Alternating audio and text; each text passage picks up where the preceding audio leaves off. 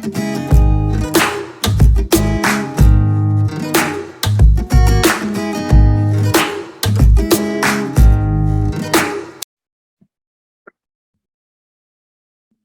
tiger, the great tiger of Lagos. Hey. The Lion of Newcastle. The great tiger. Every other lion is the contact. The great tiger of Lagos. The great Lion of Newcastle. Bro. I'm sure you are going to be growling in 2022 with so many works, so many literary works. So, yeah, I'm working on a whole lot of stuff, you know. What have you cooked? What's coming up for us in 2022? What's coming up in the literary? Yeah, I have two novels. I have 2 novels. I have 2 novels in 1 year. Yeah, I have 2 novels. Perhaps if are you drop it in the year. Are you dropping the 2 novels next year? No. I think one should go. Then the other one can come up the upper year. Oh, then okay. I have an album, a poetry album in the works, but I want to be satisfied with the work before I pull it out. You know, I think the quality and every other stuff. Which before I pull it out, then the collection of poems. You know, I've written so many poems. I don't know. I mean, we're having like 2 collections next year. You know, and then probably mentorship classes for growing writers and budding writers and every other stuff. But the street is now military. Even there are no budding writers again. I know.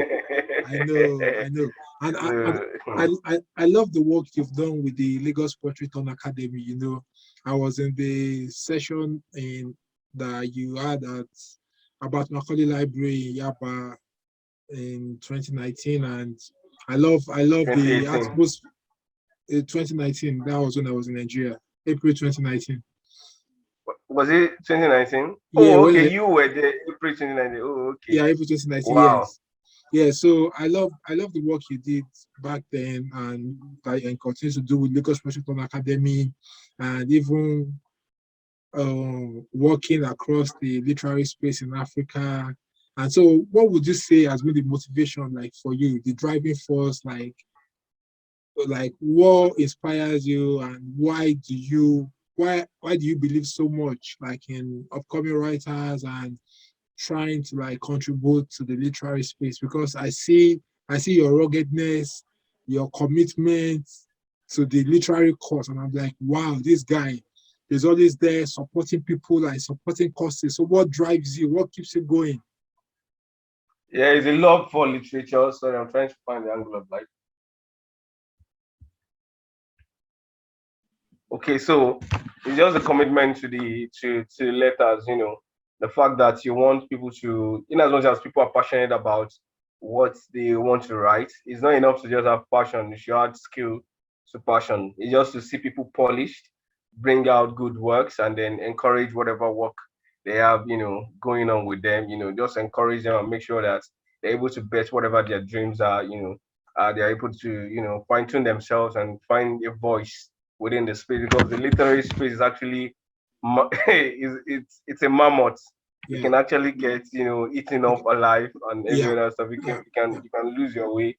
You can get eaten. You can be so skilled that nobody knows you. Yeah. And you may not even be given platform or consideration by those that you probably even respect up there and every other stuff.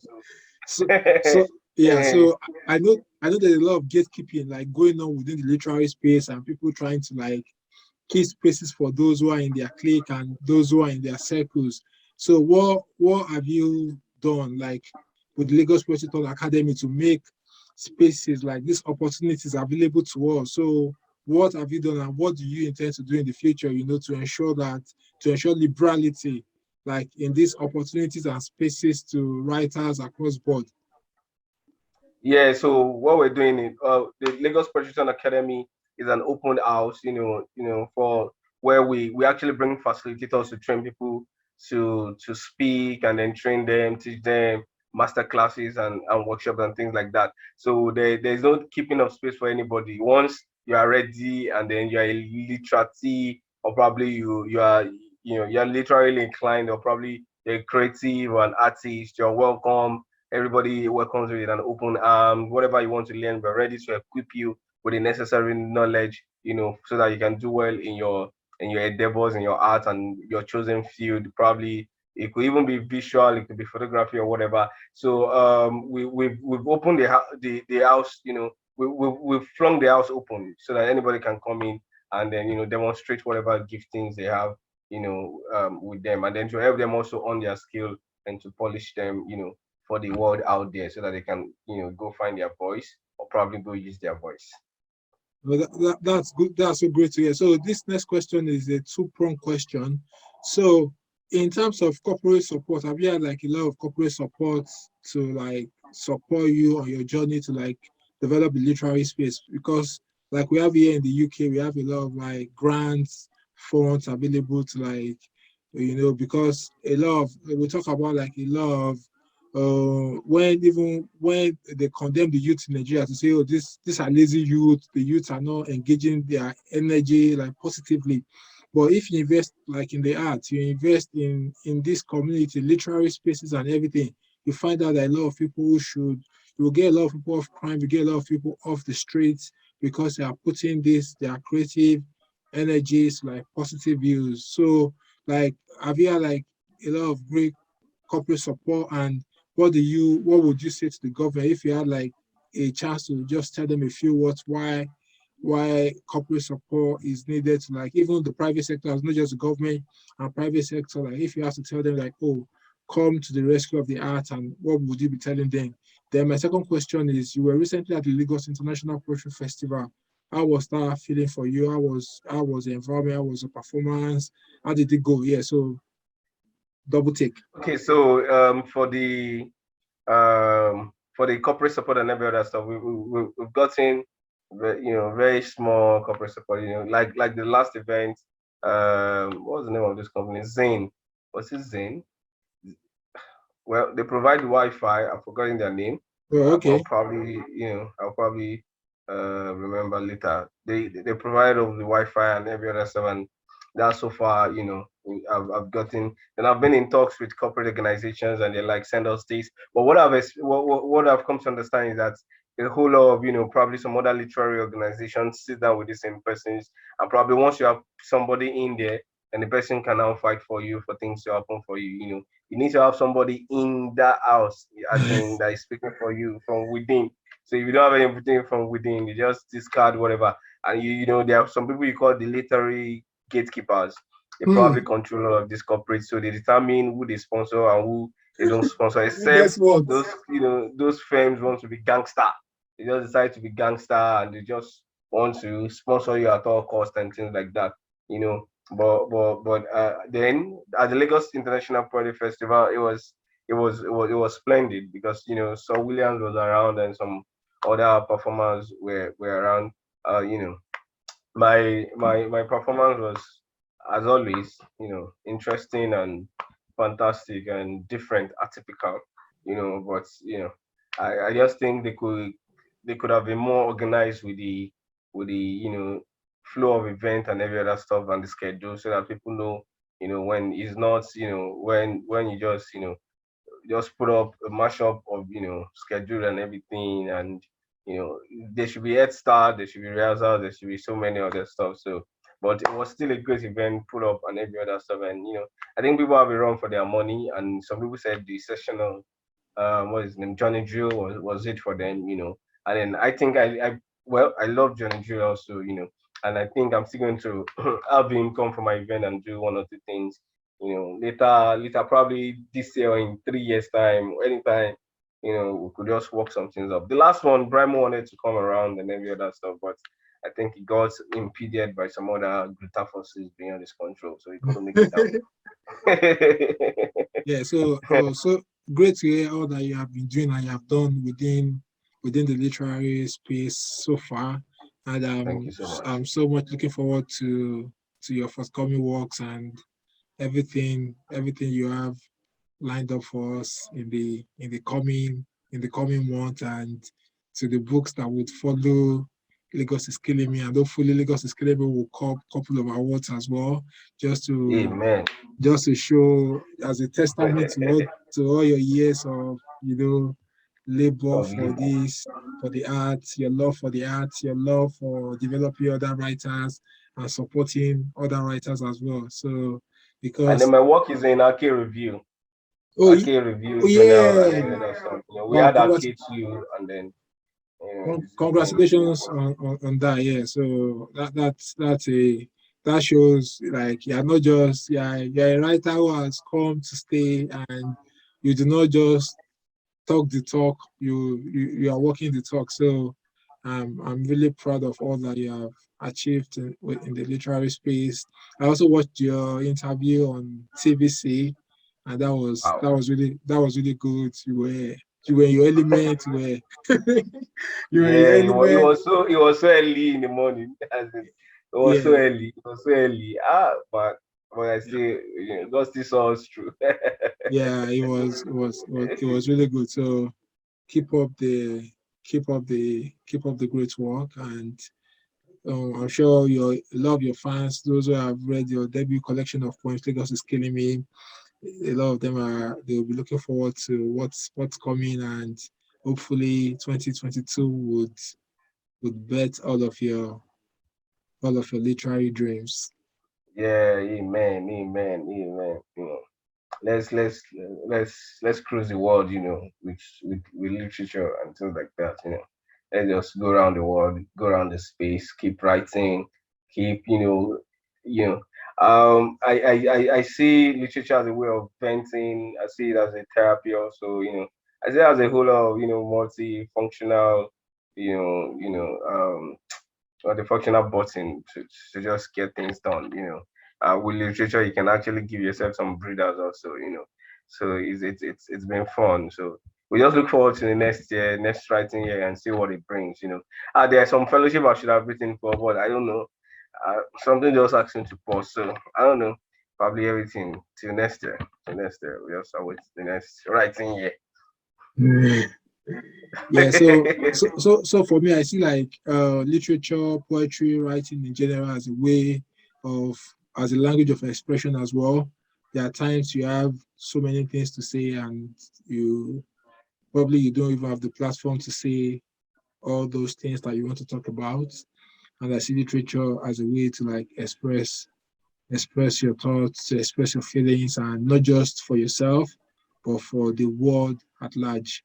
I remember when I wrote my collection of poems, Black Does Not Equal Inferior. And then when I did that collection, it was after George Floyd Jr. was killed, like gruesomely murdered, and in the glare of the world. And then I felt like, wow, this is shocking. This atrocious. This kind of behavior should not be condoned. And I wrote a poetry collection on the back of that just to tell Black people that to believe in themselves, in their identity, accept themselves for who they are, and never allow themselves to be relegated no matter the circumstance. So I think literature has that power, not just for yourself, even generations unborn, where they can have a gleam, like they can gleam into your mind. And so at times when like when you write, you just say that it's not even just about you, but you're using that you're using literature as a means to like express how you feel at a particular time, express emotions. It may not be your own experiences, but express all of these emotions through words, and hoping that the readers and people who are your fans, your audience, they can connect and in a way resonate with the message that you are trying to pass across. So I also see literature in that perspective as well. Yeah, yeah, right. That's so accurate. It's very accurate. Whatever message you're passing should resonate with the audience. Except there's a discord or it detached from the message. So every society has a message. Every time, every season brings its own message. Yeah, So it's just for us to plug in and then know whatever the vibrations and the messages, the elements and the forces of life are bringing at that particular point. So they bring messages, that of things to come, of things that are going to happen in the yonder. I didn't even know I've written a poem on, agents, house agents and everything in Lagos. I wrote the poem and I was describing something collapsing and I didn't even know something was going to collapse. Wow. And I even wrote the poem and I just shoved it into corner. I don't even know where the poem is. I just remember that, oh, I wrote something like this. It's like, they just keep bringing messages and messages and messages. If we are still enough, if you can stand still enough, if you can, steady ourselves enough, it will always bring us messages. That's so apt, and I believe that all we just have to do is to keep, like I always say, keep keep writing great works. I think that's the only thing. That's the only way you can. I think that's what most people do not like. A lot of people, I think, in the world we live in today, everybody is fighting for like attention on social media, and people That's true. forget. People forget to like live. People forget to like breathe. People forget to like do the things that really matter. Everybody is living to go and impress on social media. But I think it's quite important that as writers, we do not lose ourselves. We do not lose ourselves in the malaise of social media. We do not lose ourselves in the malady that the world has become today. So we should still remember that we should not forget the works. We are quick to like write, go to the gram to like, oh, this we'll put our best pictures out there on display to show the world our best lives, to the content that we carefully curate for the public, But don't forget that the legacy that you are going to leave as a writer will be your works.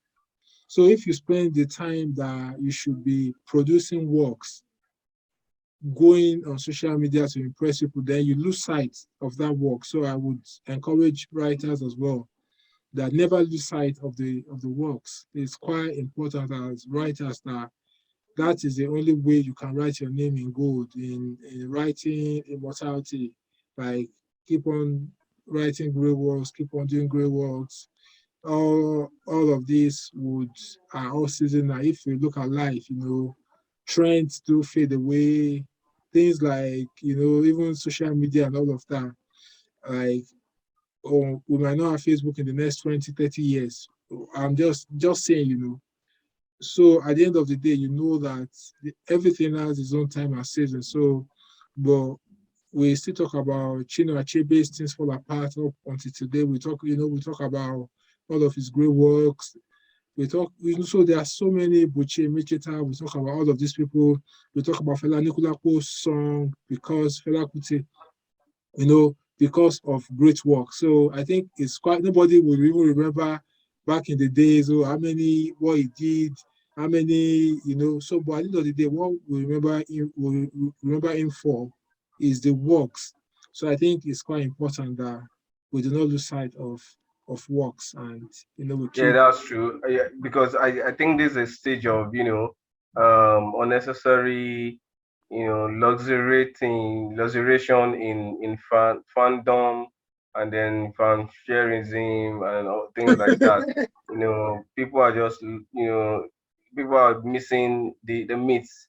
They're not getting across that, sweat rules over inspiration. Anytime, according to Attila the Hun, anytime you are inspired to do anything, you have to sweat it out. You have to write it out. And if the universe, forces of the universe can trust you with documenting whatever message they bring to you, then it means they will continually, oil your muse to pen them down. But if they Yeah, cannot trust you with documenting all those things, they just leave you. People have beautiful stories. People have had beautiful ideas of beautiful stories, but they are too lazy to commit it to paper. And yeah, those things just slip. And it could have even won them probably a Nobel laureate or something. The recent, Nobel Prize winner, it wasn't everywhere. It wasn't. I'm not even sure we yeah. knew it was gonna. It Nobody wasn't knew. known. It Yeah, was just like from the woods. Like they yeah. just went to the woods, and then it was like, how come? Where this guy just, Where did he appear come out from? from? Yeah, but he's been there. He's been doing the works. He's been committed to his Yeah, works. Even yeah, when nobody was applauding him, this is yeah, an age where people write and they're waiting for people to applaud them. If people don't applaud them, so people actually write for the platitudes. People write for the yeah, applause yeah, presently. But it is not so. That it is not a part of a writer. To write because of applause. You write because you have a story to write. You write because you have some corrections to make. So Yeah. it's not, we're not writing for you, basically for the applause. you don't write for, a lot of people write for validation, and when they don't get that validation on online, they don't get the likes, they feel so, they feel unhappy. So I feel like we have like a disturbed generation. Like, and when I say disturbed, I mean like a generation who is truly disturbed by social media, who is disturbed by validation. We are looking for society to like us. We are looking for society to affirm us. We are looking for society to validate us, to validate our works. But I feel like I would, like you said, do the work. If you do the work out of the woods, you get that validation. Like, you don't need anyone to validate you now, but your works would announce you at the appropriate time. So I think it's very That's true. important for writers to take that cue. Like, I remember when I started on this literary journey, like, I was writing, plugging away and plugging away and plugging away. Now I've gotten to the stage whereby my works are doing the work for me now, because I have done the work in in my own space.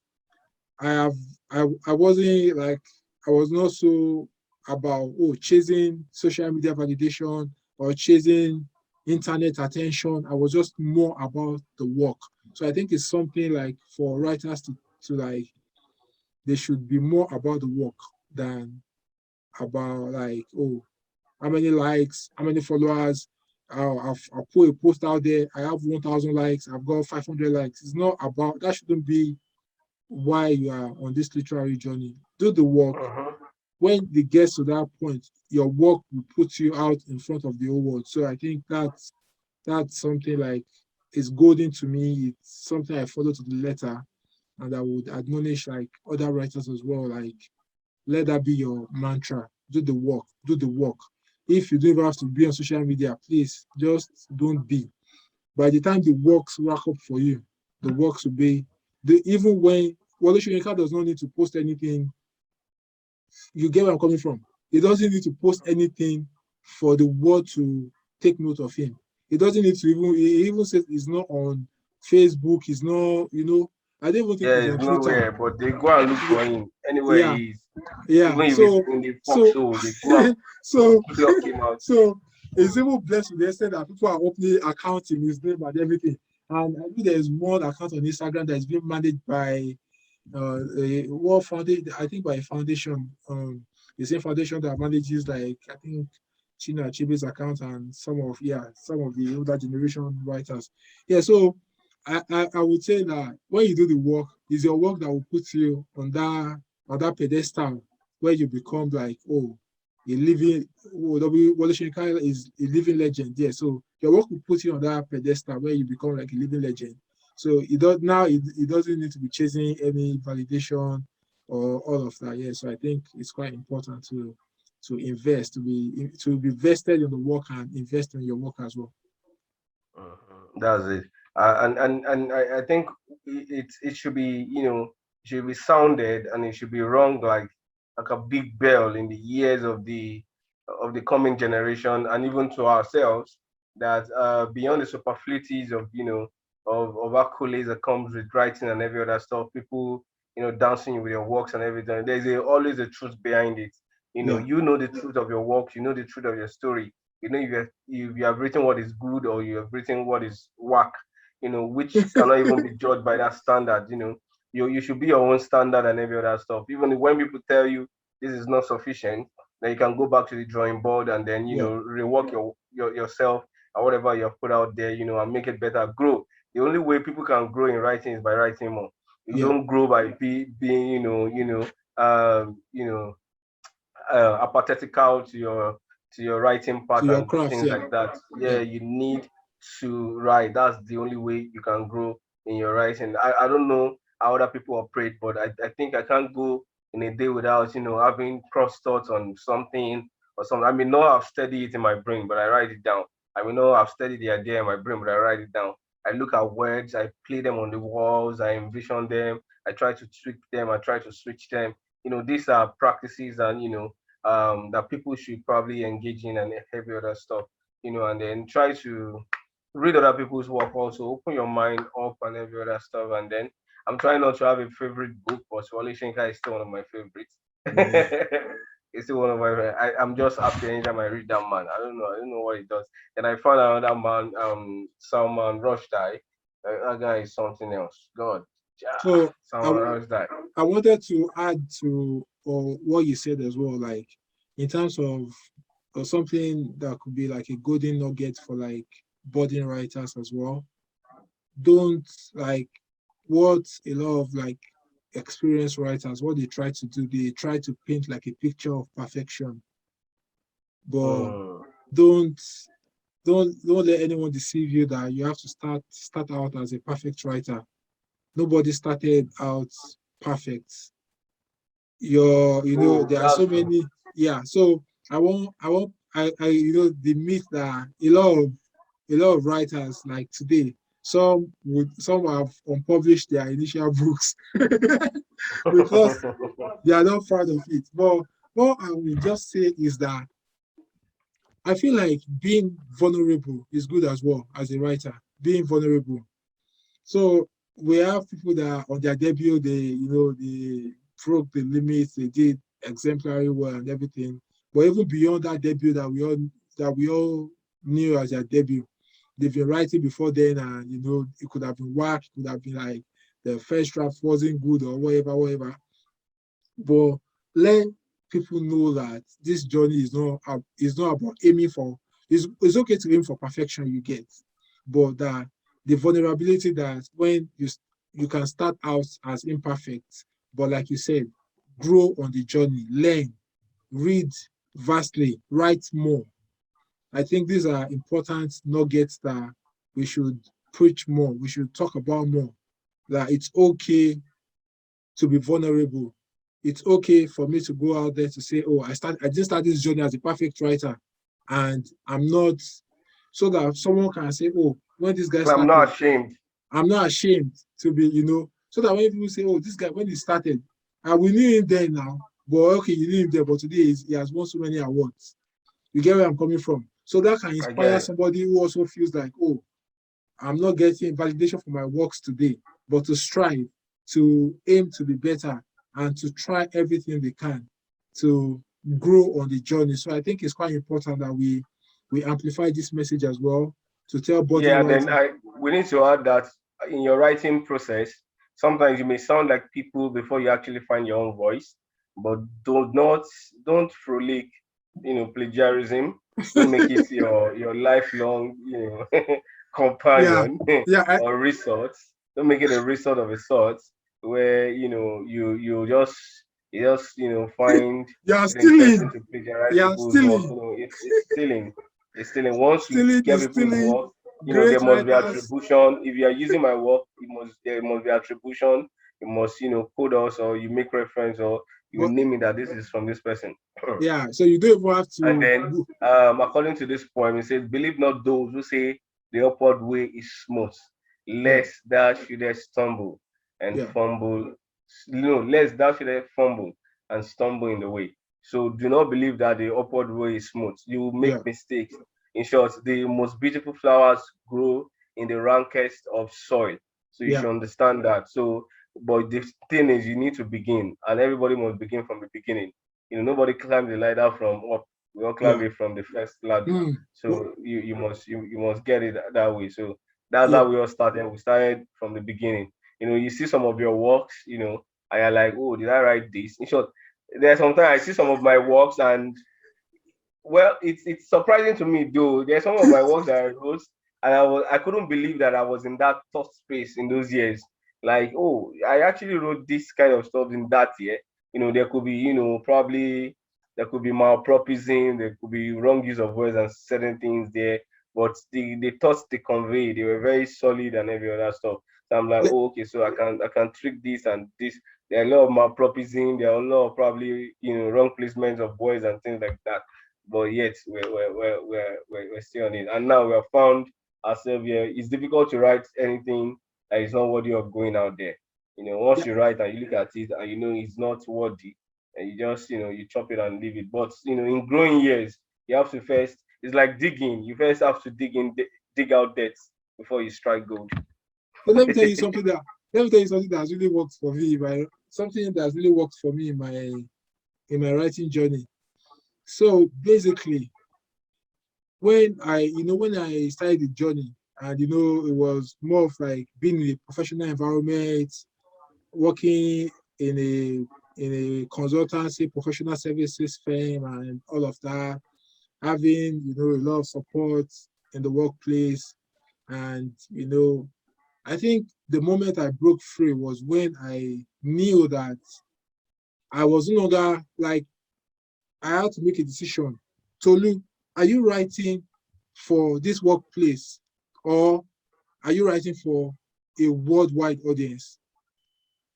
You get where I'm coming from? So until you break those limits, until you find purpose in your writing, to say that, are you writing for everything? In the morning, you wake up, there's snow in your window, there's this one there, you got to work today, you understand? So you need to be able to like also define those parameters. What is my writing? What is the purpose of my writing? So the writing must have a purpose. Why do I write? Why do I do what I do?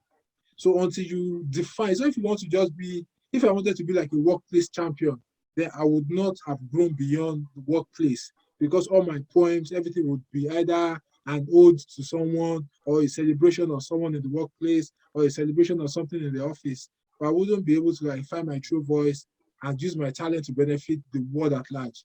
So I got to a stage whereby I had to like define to say, no, I'm no longer writing for, I'm now beyond the workplace. And I think even in terms of the literary community in Newcastle, where I am, I have now grown beyond, I've been able to grow myself beyond being a needy poet who needs like the literary community to survive. I've grown beyond the local literary community. So even though I don't like do, like if I don't do any live events in Newcastle, or I don't go anywhere, I am thriving. So you must, as a writer, you need to grow yourself to a point whereby you are not like depending, you don't need validation, even with or without the support, or without events or all of that. Your journey is not tied to all of those. So I think as writers, we must get to that stage where we define, what do I really want to achieve on my writing journey. That's true. So then you also must now define, what do I want to do? Must you always be on all open mics? Must you always be on everything happening? No. That is where the brand comes in to say, okay, what what what what is the worth of my brand? What is the worth of this author brand I am building? So I think these are things that, these are lessons that we need to, we need to learn on the journey, and also look at it as a job as well. What if I don't have a job? If this was my only job, would I still go to that event and perform for free? Imagine if I don't have food in my house, food on the table, and someone says, "Oh, Tolu, come to this event, come to this literary festival, come to this show, come and perform. We want to give you exposure." Exposure will not feed me, will not, I'm going to go to bed hungry. So even though I'm an author, I've written so many books and all of that. So if I am a full-time author and I don't have a job, then that means the bills would have to be paid, and the bills would have to be paid on the account of my talents. So I think it's very important for us as writers to get to a stage where we can also have boundaries to say no to a lot of free, you get where I'm coming from? To say no to a lot of free things, to say no to a lot of free events. So I really do free events these days, unless there are maybe just select events that I choose to do on my own, but say, oh, there's a free event here, there's a free event here. No, unless probably my mentees or stuff that events I feel like a cost I want to support. So I think we must get to that stage whereby we must be able to draw a balance between exposure, defining a purpose for our writing. Why do I write? And also to align those goals, to say, what am I even writing for? We are talking about plagiarism. Are you just writing for Instagram? You are putting your work on Instagram where people can plagiarize it, where there are no copy, where I've seen, there was, I think it was last year, one of my followers, he was accused of stealing somebody's work outrightly and putting it in his own poetry collection, like outright plagiarism. So you can see the extent to which people go to like steal other people's work. So those are people we call creative hoodlums or or creative bandits. How can you go and how can you be stealing other people's material, like stealing people's work? It doesn't make sense. So we must be able to, like, as writers, have these boundaries in place, know when it is to put a stop to, like, and define the limits, and know that if you want to grow, then you need to grow as well. If you want to grow, you need to outgrow. Let me put it that way. If you want to grow, you need to outgrow a lot of things. So I think that's a learning point for us writers, that to grow, we need to outgrow a lot of things and move past some of those limiting factors. That's true. You're so apt, and I think that's actually a wrap to whatever we're saying today. Younger, budding, poets, and you need to. I don't say go and express yourself or think low of yourself, but there's a level of vulnerability and humility that makes your work actually gain appeal and things like that. So if you decide to toe that path, some people can be cocky with their work, some people can be humble with their work. I like writers like Elon Abila. I think he's one of the best creative writers so far I've come across. His works are excellent, and he's unassuming. You can probably even say, I think he just came on social media recently, but his works have done the work for him. He's a professor of creative writing in one of the schools I think US. So and he's doing well, and we should just told the noble parts. That's Yeah. all. You Yeah. don't need to plagiarize anybody's work. You don't need to, siphon. You don't need to. So people are doing a particular submission right now, and from their lyrics and every other stuff, I can see that these are not original works. You took Yeah. this from somewhere. So you laugh, and then when you tell them, oh, you didn't win, they will be sad and a whole lot of stuff. And then the gravitas in your works also, you need to expand it. Your work should have gravitas. It should have some form of gravitas. Yeah. It should be solid. It should be check your works also. And then don't abuse poetic license in Yeah. your works and everything. Don't abuse it. Yeah, you can use it, but don't abuse it. And there's a way you do the license and you trick it and everything. And we know this is abuse. So, stop using poetic license as a means to, like, put out rubbish. Yeah, people are rubbish. You hear some stuff and you're like, why now? Why must you? Must you? Must you? Must you? You can still do a good work without doing that part. But it's And all good. what you said before, read. Like, people should read. I think it's very important, like, for people to, like, read, because, like, personally for me, like, okay, it's good to, like, give people feedback on their work as well and everything. But if, as a writer, you read as well, you can decipher, like, to say, okay, to have an idea of what you have written and to see how you can improve on it, you understand. So Uh-huh. I believe that if people read, that would help in a way to, you get, that would help in a way for them to understand the times, the kind of writings that, that is happening in the times that they are in. So that way it will help to, to improve. And I think feedback is also very important. And I think that has really helped me in my literary journey as well. So exposing your work to, like, critics, literary critics, is a really good thing. So at times people say, like, oh, the people, like, taking on that feedback at times it can be very hard to swallow, like getting negativity or negative feedback. But for someone like me, that feedback really helped me to understand that, okay, guy, you have to do things differently if you want to, like, make a success of your writing. You get where I'm coming from? So Yeah, having, again, like, negative are actually part of the mix too. yeah, Negative are part of the mix too. They spoil you up, they keep you on your toes, yeah, they make you yeah, understand that you're still human, though you think you're a god in writing. Yeah, see one. You're not yet a full God. You're not yet a full God in a human body. You Yeah, I know. know. Yes, full-blooded god. Yeah.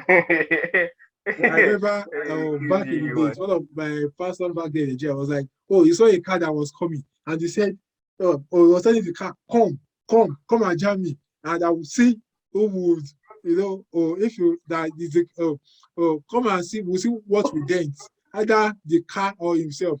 I was just like, this man, don't try God though. Don't try God though. Angel will just come and carry your body. Don't try God though. So, You but so just see basically, yourself in heaven. I You can think only protest, but I nothing will think happen. I think having those feedback in those days, even though it was kind of like harsh and hard to take, but I think it was really good because it kept me like grounded and I knew that something had to change. So for writers who are out there who I think taking constructive feedback, I think it's very important. And when you're writing, know that you're not writing for yourself, you're not writing for your local community. Your book, books, Lagos is Killing Me has been read like all over. So you're in Nigeria, but your books are in homes that you have not stepped into. Your books are in countries that you've not traveled into. So that shows that Uh-huh.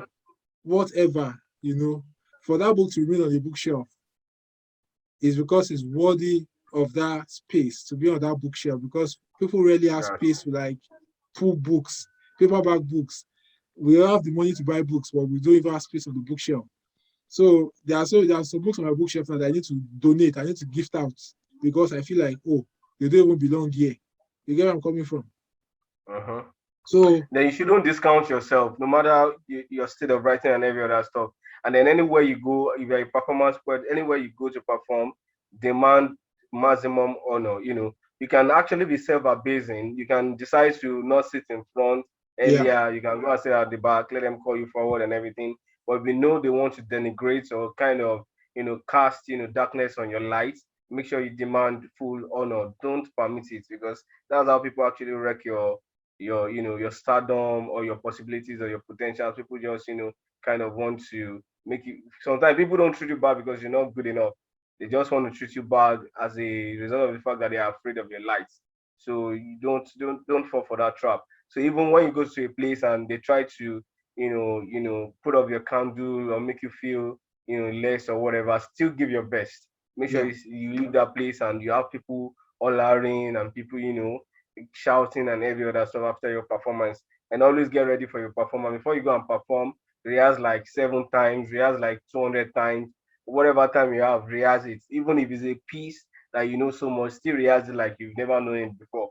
Rehearse it like you've never known it before. I've rehearsed Liquor is Killing Me too, and I said, if you wake me up in the middle of a storm, I will recite it without mincing words or whatever.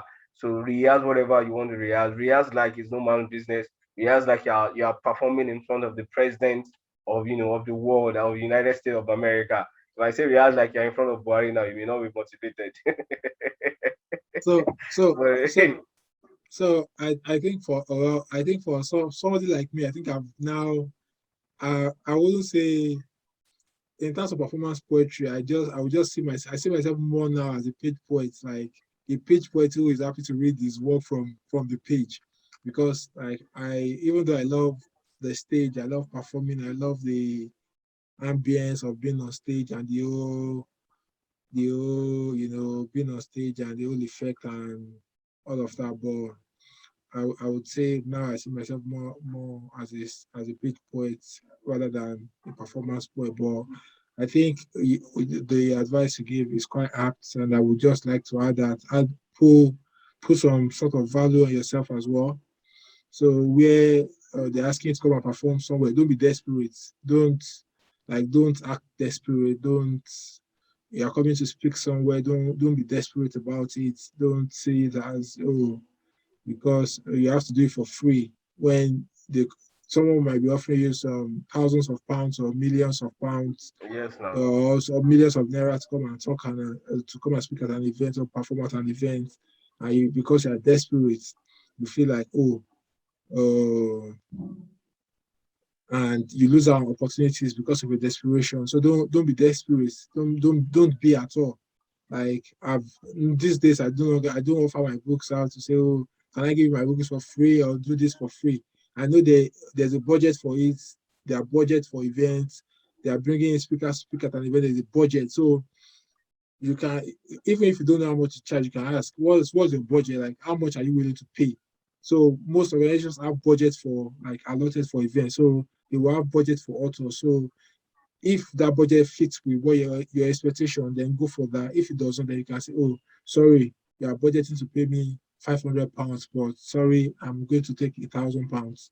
So that's the way. But don't be desperate to say, oh, I'm coming, please, please, please, please. I remember, I think it was 2019. One of the big boys in the London spoken word poetry scene. So he messaged me, was like, Tolu, so I have an event in London, and a headliner has one of my headliners has dropped out. Can you please come down and replace her? We have, thousands of people that will be attending and coming out to London. I said, okay, that's fine. How much are you willing to pay? And are you covering transport costs? Are you paying for hotel and all of that? And they said, I know, it's just like there's a lot of audience here and everything. I said, I'm so sorry. This is not for me. So don't be desperate. Don't, the temptation was there as well. Initially, to come down to London, thousands of people and everything, come and perform, maybe sell my books as well. But I feel like I wouldn't, it's not, I don't think it would be worth it to travel down to London, buy tickets, pay for my own hotel. Imagine going there and not selling books, or, things can go wrong.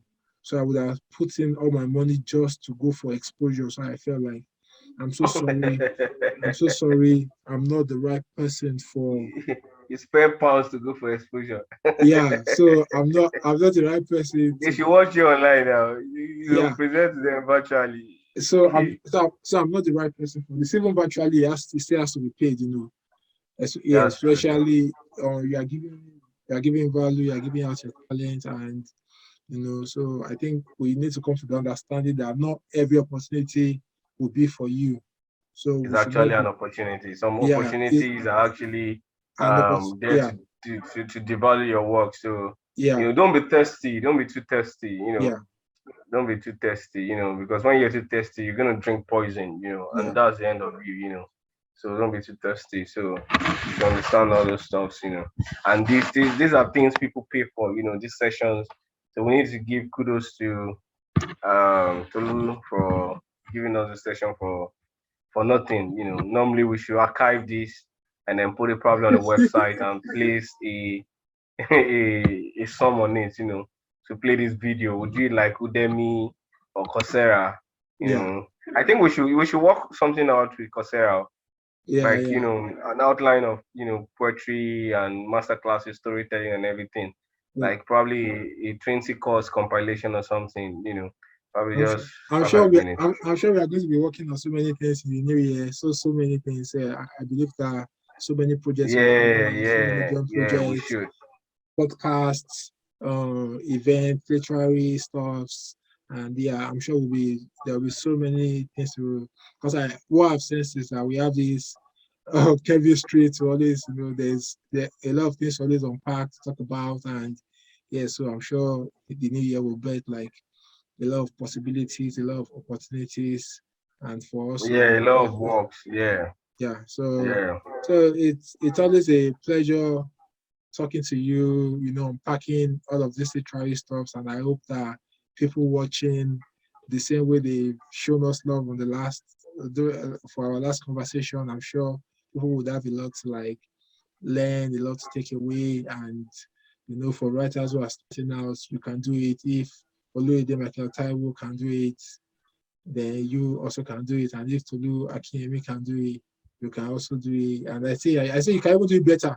So yeah, so I don't believe that I'm a writer who is on a journey as well. And I know that is for Oloyede Michael Taiwo because the milestones keep coming, That shows it's a journey, it's a progressive journey. So, Yeah, we can measure the milestones incrementally and everything. Yeah, so it shows the journey is progressive.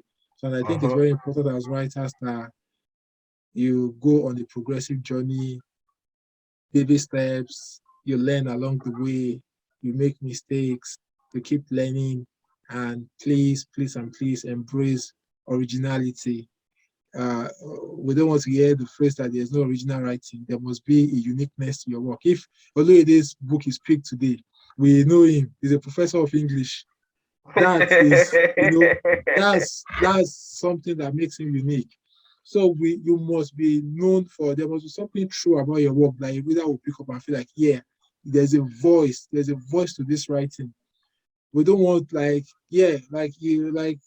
Tom talked about. When you start out, it's okay for you to be in someone's shadow, or you want to be in the shadow of someone, but it's not okay for you to die in that shadow, or for you to live perpetually in the shadow of someone. Everybody is trying to sound like someone else. Everybody is trying to be like someone else.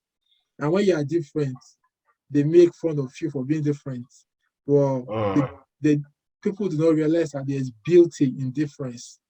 There's Yes, sir. beauty in being yourself, in being unique, in being different from everything and everyone they've been used to.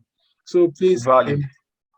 embrace your difference, embrace your originality, embrace your uniqueness, and always know that on this journey there are people who have gone before you who are always happy to share their advice, share their knowledge, and help you not to make the same mistakes that they have made on this journey. Till we catch up again on another booktiful, another booktiful literary conversation. Yes, so Remain Tolutoludo, the Lion of Newcastle, the Lion in Newcastle, what the journey. And with me is my partner, my booktiful partner in literary excellence, Oloyede yes, Michael so Taiwo, the Lion of the Tiger of Lagos, author of Lagos is Killing Me. That's a must yes, read. That I won't tell you all the books I won't tell you all the books I've written. To check, just go to tolutoludo.com. Go to tolutoludo.com and yeah, because if I told you a certain amount last week, I'm not sure if that's still valid like this week. That's still the It amount.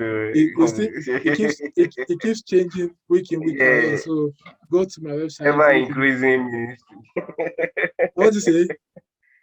Ever increasing ministry.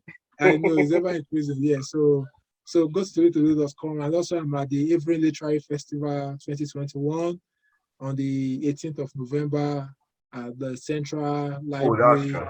Central Library in Romford. So if you're in the London area, or anywhere in London, and you want to come listen to the Lion or get a signed book, listen to me, listen to my author talk at the Avery Literary Festival 2021. I'm Yeah, teleporting the spirit to the place. yeah, we expect to see you in the spirit. Yeah, so I expecting. Yeah, so just turn up, and come around to see the great lion. I think it's all right now for me to call myself the great lion of Newcastle, because Yes. all I see is greatness, and it's upwards and onwards Great yeah, Britain, great lion. yeah, so it's always a pleasure talking to you, Oloyede Michael Taiwo, and we will catch up again very soon. And I wish you the best. And hopefully Lagos will not kill you. Salute, comrade. Lagos will not kill you before our next conversation. No, I've seen tomorrow. Yes, I've so picked up paraphernalia. I've even that ammunitions against Lagos. that's it. I That's destroy true. Lagos. Lagos is killing me. Lagos is killing me. Lagos is killing me. I need to memorize that. I need to memorize that poem. I need to memorize it. I'll read it. I'll read it. I, I wish if I had it, I could just read it. And you know the page of fight. Lagos is killing me. I feel like I just need to end the session with it. I know you've okay, no, this session 38.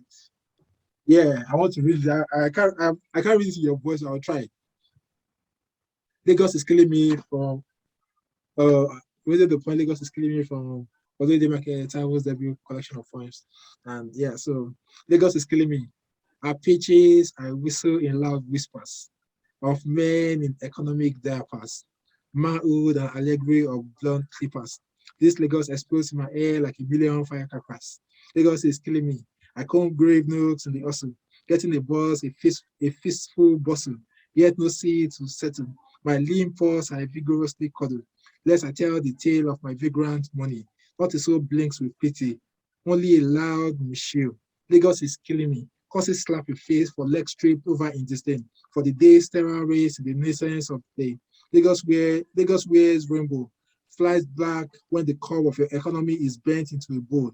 Lagos has got no weather. Lagos is a rambunctious looker. She dates all souls, even aliens. Lagos is bending me the neck of my polo, she slacks. Lagdod my notion of brave news.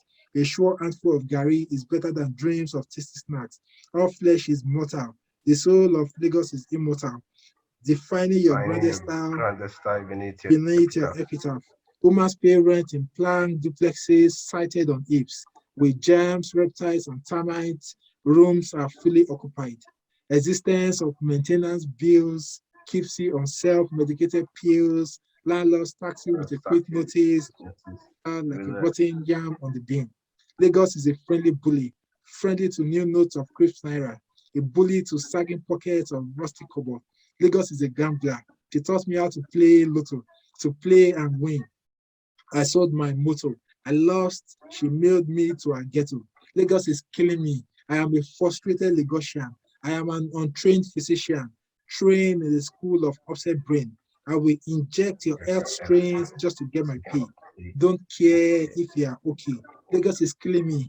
I am a grumbler on the injured street in the cheerful seat of Lagos. I pay for the blackout. My folks have gone to without. Some, out of sheer helplessness, passed out of reality to illegality, embracing the purity of insanity. Lagos killed them. I know the spirit of Lagos. It's called hustle. I tried to save costs. In heaviness, tears out Yes. of my face burst. I took advice from bubbling bottles. I sleep with my eyes careful. Insomnia, my pride in Lagos. In my head, she sizzles like minced meat. Our classy fears I drag in a mare to meet. In the heat of my bustle, I pause and kneel. I made confessions about this Lagos that steals my sanity. Lagos is killing me. Fantastic. Fantastic. I'm learning. I'm learning. Nobody can do it the way you do it, but I'm learning. Yeah, so yeah, Yeah. kudos to you on that Thank poem. you so much. Thank you so So much. guy, anyone watching, this is Oloyede Michael Taiwo's debut collection of poems. Lagos is killing me. Do check it out. Grab yourself a copy. I'm sure it's a collection of poems that resonate heavy on imagery, metaphors, and all literary devices. A great addition to the bookshelf. Highly recommended. So thank you. Really nice talking to you, and Wow, I'm it's been sure a great time, bro. I'm sure we would catch up again soon to unpack. Definitely, there is a whole lot to unpack, so we still Yeah, have a lot to say. A poet and his, and their mental health and a whole lot of stuff. So we still need, branding for poets and things like that. We have a lot to do. That's why we need to go on Coursera or probably, yeah, put them yeah, and yeah. put the course there that people need to come and Definitely, everything. So we need to definitely. work on that. Probably in the next writing year, we'll do that. Yeah, definitely. 2022 has a lot of possibilities, and so I'm sure Yeah. the podcast and yeah, we'll do quite a lot of stuff together. Yeah, so definitely. The great tiger. Speak to you later. Yay, Lion of Newcastle. All right. Good night. Good night and lots of love from Newcastle upon time. All right, a lot of love from Lagos. Yeah. Lagos is clean. Take care. I love me. Lagos is loving you. Lagos is loving you. Maybe your next book with that Lagos is loving me. Lagos is when we have Dude, really that. I'm breaking up with Lagos. Very soon. That's a spoiler. I'm breaking up with Lagos. Probably permanently. I broke up with Lagos Yeah, I broke up with or maybe Lagos, man. before Lagos killed me. Before Eh, yeah, Lagos finally finishes me. I broke up with Lagos, man. I know, it's all right. Nice talking to you. All right, you too. All Same right. over to the family and your Yeah, lovely kids. Those are yeah, my no, nice time. yeah, no worries. Catch up later. All right, cheers. No cheers, yeah, bye. Bye.